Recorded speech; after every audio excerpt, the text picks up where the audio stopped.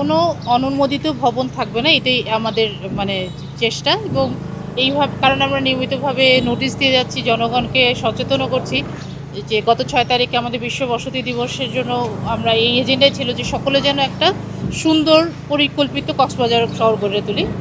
আর এই ভবন যেহেতু মানে অনুমোদন ছাড়া মানে খুব মানে এমন অবস্থা যে এর কোনো এক্সিটও নাই, আপনার যেটা দেখছেন তিনতলা একটা ভবন খুবই সংকীর্ণ একটা রাস্তার পাশ দিয়ে, এটি কিন্তু আমাদের জনসাধারণের জন্য ঝুঁকিপূর্ণ, যার কারণে আমরা আজকে এখানে মোবাইল কোর্ট পরিচালনা করি। এখন ইসিএ এলাকাতে যে ভবনগুলো তৈরি করা হচ্ছে সেখানে আমরা তো অনুমতি দিচ্ছি না, আর অনেক জায়গাতে কিছু মামলা চলমান আছে, সেই জায়গায় আমরা কোর্টের রায়ের জন্য অপেক্ষা করছি।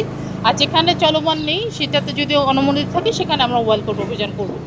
তো এই বিষয়ে মানে মোটামুটি একই উত্তর, সেটা হচ্ছে যে আমরা আমাদের মতো করে জিনিসগুলো তালিকা তৈরি করছি, অনেক প্রত্যেকটা ভবনেই নোটিশ চাচ্ছে এবং তাদের জবাবের প্রেক্ষিতে পরবর্তী করণে যদি তাদের ভবন মানে দেখা যায় যে আপনার ইসি এলাকার বাইরে এবং অনুমোদন দেওয়ার যোগ্য, তাহলে আমরা দিচ্ছি, আর না হলে সেখানে অভিযান পরিচালনা করা হবে, সেরকম একটা প্রক্রিয়া চলে।